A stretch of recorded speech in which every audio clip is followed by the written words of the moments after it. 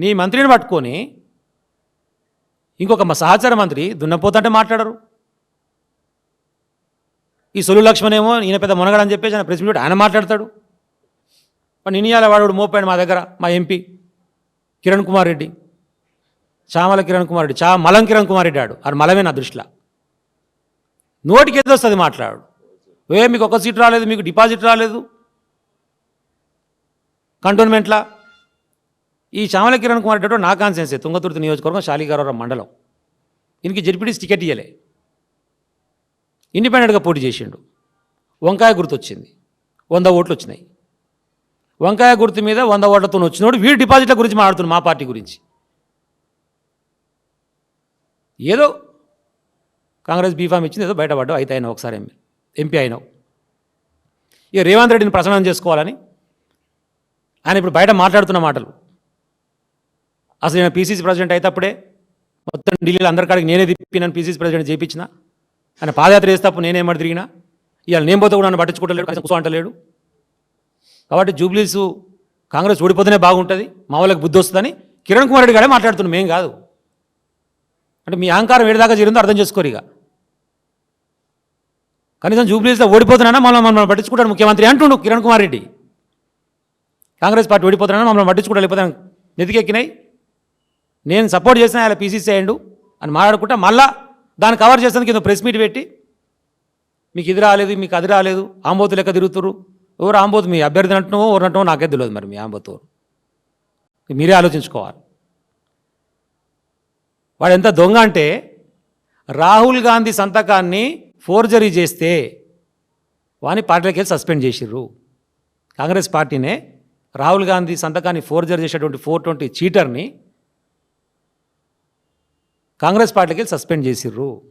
ఇది అబద్ధం అయితే నువ్వు ప్రెస్ మీట్ మాట్లాడు, నేను దీనికైనా సిద్ధం. దీనికోసమే సస్పెండ్ చేసిర్రు. ఎవడు గత్యంతరం లేక మీకు ఓడి పోటీ చేసేవాడు దిక్కులేక మిమ్మల్ని తీసుకొచ్చి పెట్టుకోరు, ఇటువంటి గొప్ప నాయకులను తీసుకొచ్చి పెట్టుకోరు. మీరు మాట్లాడుతున్నారు ఇవాళ. లక్ష్మణ్ కుమార్ అంటోడు, కిరణ్ కుమార్ అంటోడు,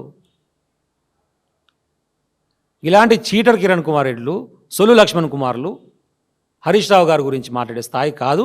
దయచేసి సొల్లు దగ్గర పెట్టుకోండి. తెలంగాణ ప్రజలు గమనిస్తున్నారు. తీవ్రమైన వ్యతిరేకత ఉన్నది కాబట్టి కనీసం స్థానిక సంస్థల ఎన్నికలు నిర్వహించేటువంటి దమ్ము ధైర్యం కూడా మీకు లేదు. ఎట్లా బీసీలను మోసం చేసిర్రు, అది జరగదని తెలుసు. కావాలని చెప్పేసి మభ్యపెట్టి వీళ్ళే పోయి జెండాలు పట్టుకొని బీసీ బంద్లో పాల్గొన్నారు మొన్న కాంగ్రెస్ వాళ్ళు. అటు నుంచి బీజేపీ వచ్చి పాల్గొన్నాడు. మరి ఎవరి మీద ప్రకటించిన ఈ బంద్ అంటే ఇప్పుడు క్లారిటీ లేదు. మరి మీరిద్దరు మాట్లాడిన తర్వాత ఇక పంచాయతీ ఎక్కడదరా నాయన? బిల్లు పెడితే పెట్టాలి, బీజేపీ పెట్టాలి.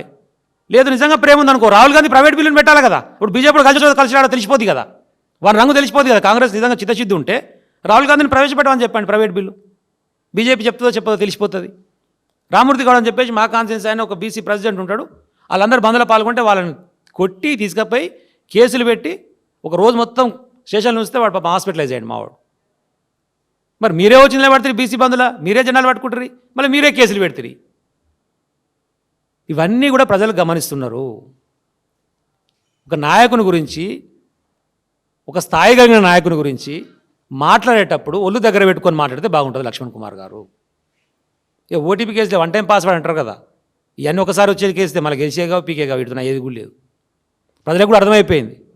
అంటే పక్క కాన్సెన్సీలు సింగరేణి, ఇప్పుడు శ్రీధర్ బాబు, ఈయన శ్రీధర్ బాబు మనిషి అంటారు. మరి శ్రీధర్ బాబు కాన్సెన్సీలో డిఎంఎఫ్టీ ఫండ్లు 100 కోట్లు తీసుకపోయి డెవలప్మెంట్ చేస్తాడు. వీని కాన్సెన్స్లో రూపాయి లేదు, లక్ష్మణ్ కాన్సెన్స్లో రూపాయి ఇయ్యలే శాంక్షన్. నువ్వు మంత్రివే కదరా నాయన, మరి గది కొట్లాడు. అరే పక్క కాన్సెన్స్లో 3 కాన్సెన్స్లకు 100 కోట్లు ఇచ్చారు, నా కాన్సెన్స్కి ఎందుకు ఇవ్వలేదు? గది అడుగు. శాతనైతే అది శాత కాదు. జరిగిందా మరి క్యాబినెట్లో చర్చ? కొండ సురేఖనైతే చర్చ క్యాబినెట్కి రానట్టుంది. లేకపోతే కొండ సురేఖ క్యాబినెట్లలో కూర్చొని మా మాయిలకు 2500 ఈరని కొట్లాడిందా? అడిగిందా? ఇదే పంచాయతీలు కదా. నీ కమిషన్ ఏంది, నా కమిషన్ ఏంది, కాంట్రాక్ట్ నీకా నాకా? గీడేను పక్కపొంటి వేణుగోపాల స్వామి టెంపుల్ ఇప్పుడే నరసన గుర్తు చేస్తుంది నాకు మా వేణర్ గారు. వెనుక ఒక ప్రైవేట్ ల్యాండ్ ఉంది, దానికి దారి లేదు. ఆ దారి ఇస్తేందుకు ఆ దారి మందం ప్లేస్ మీకు ఇస్తే వేరే ప్లేస్ ప్రైవేట్ బయట ఇరని చెప్పేసి ఆ దేవాదాయ శాఖతో మాడుకొని కొండ సూర్యకేదంతా మాట్లాడుకుందాం పాప మామ మాడుకొని ఆర్డర్ ఇచ్చారు. కథం ఇప్పుడు ఆ 140 ఎకరాలు మొత్తం పోయి ఇక నల్లదమ్ములు దిగిరు ఉంటారు కదా, ఆ 4 రేవంత్ రెడ్డి అండ్ బ్యాచ్ వాళ్ళు దిగిరు. దిగి ఏం సంగతి ఈ సంగతి చెప్పురి, 140 ఎకరాలు ఇప్పుడు మాకు ఇస్తారా అయ్యారా అని చెప్పి పంచాయతీ స్టార్ట్. దీని ఏమన్నా దండుపాలెం బ్యాచ్ అనకపోతే మేమనలే, ఆ నలుగురు ముచ్చట. మా నల్గొండ శాసనసభ్యుడు కానీ ఆయనే చెప్పిండు, మా వెనకటికి అలీబాబా 40 దొంగలు ఉంటారు నాయన, ఇప్పుడు అలీబాబా 4 దొంగలు తయారయ్యారు మా దగ్గర, ఏం చేయాలి? అలీబాబా అంటే ముఖ్యమంత్రి అంటే వాళ్ళ అన్నదమ్ములు 4 అట, ఏం చేయాలి మేము అని చెప్పేసి వాళ్ళు మాట్లాడుతున్నమాట. మరి ఇలాంటి దొంగల గురించి ప్రజలు కూడా ఈరోజు ఆలోచన చేస్తారు. ఇవన్నీ చట్టం అందే. మద్యం షాపులకు మద్యం టెండర్లు నడుస్తున్నాయి. ఆయన మునుగోడు శాసనసభ్యుడు ఆయన ఒక చట్టం రిలీజ్ చేసినాడు, రాజన్న చట్టం అని చెప్పి, రాజగోపాల్ రెడ్డి గారు. సాయంత్రం 4 గంటల నుంచి 8 గంటల వరకే దుకాణం తీయాలి, అట్లయితేనే టెండర్ లేరు, లేకపోతే టెండర్ లేయొద్దు, పక్క మండలం కూడా వచ్చి ఇలా టెండర్ లేయొద్దు. నువ్వెవరు చట్టం తయారు చేసేందుకు?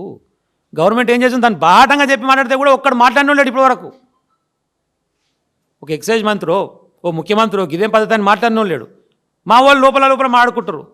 ఇది బాగానే మునుగోడు ప్రజలకు చెప్తున్నావు కానీ జర మీ అన్నకాడ కూడా చెప్పరాదు టైమింగ్స్ ఏమైనా ఉంటే అని. మేమంటలేము, ప్రజలు అనుకుంటారు. మాకు చెప్తున్నావు టైమింగ్స్ బాగానే ఉంది 4 నుంచి 8, కోటెడ్ ఎంకరెడ్డి కూడా చెప్పరా దయచేసి ఈ టైమింగ్ ఏదైనా ఉంటే, 24 గంటలు బాగాలేదు అని అనుకుంటారు. ఏం చేస్తాం అంటే ఒక్కరు కంట్రోల్ లేరు. ఆ జిల్లాలో అక్కడో ఎమ్మెల్యేది ఒక కథ, ఈ జిల్లాలో ఇక్కడ ఎమ్మెల్యేది ఒక కథ. వాడు ప్రపంచ బ్యాంక్ అంటాడు, వాడు నేనే ముఖ్యమంత్రి 2సార్లు గెలిపారు అంటాడు. డీజీపీ నివేదిక మేము ఇచ్చింది కాదు, 42% పెరిగింది అన్నాడు కేసులు, 42% క్రైమ్ రేట్ పెరిగింది అన్నాడు. దానికి ఓరు బాధ్యులు? హోంమంత్రి ఓలు? ఎంత గొప్పగా ఉంటుంది అంటే హోంమంత్రి ఓలు అంటే రేవంత్ రెడ్డి ఓరు అంటే ఓటుకు నోటు దొంగ చేతికి తాళాలు ఇచ్చాడు. ఇంకా చిన్నప్పుడు సామెత చెప్తే మాకు అర్థం కాలే, ఇప్పుడు అర్థమవుతుంది. మరి ఆయన చేతికి తాళాలు ఇచ్చిన తర్వాత ఆయన ఏలుబడిలో కనిపిస్తున్నాక రాష్ట్రంలో క్రైమ్ జరగకపోతే ఏం జరుగుతుంది? ఇవన్నీ కూడా జూబ్లీహిల్స్ ప్రజలు కూడా గమనిస్తున్నారు. వారికి బుద్ధి చెప్తానికి సిద్ధంగా ఉన్నారు. దాంట్లోకి వెళ్ళి భయంలోకి వెళ్ళి బయటకు వచ్చే ఏదో డైవర్ట్ చేయడం కోసం, ఏదో క్రియేట్ చేయడం కోసం, ఏదో పంచాయతీ పెట్టడం కోసం రకరకాల ప్రయత్నాలు చేస్తారు.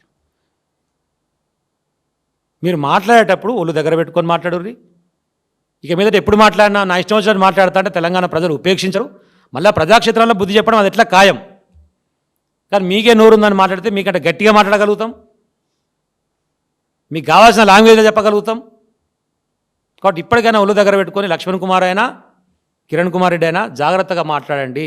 హరీష్ రావు గారి మీద ఇంకోసారి ఇష్టం వచ్చినటువంటి పిచ్చి ప్రేలాపనలు వెళ్తే తగిన బుద్ధి చెప్పే పరిస్థితి ఉంటుంది. దయచేసి తస్మాత్ జాగ్రత్త అని చెప్పి చెప్తా ఉన్నాం.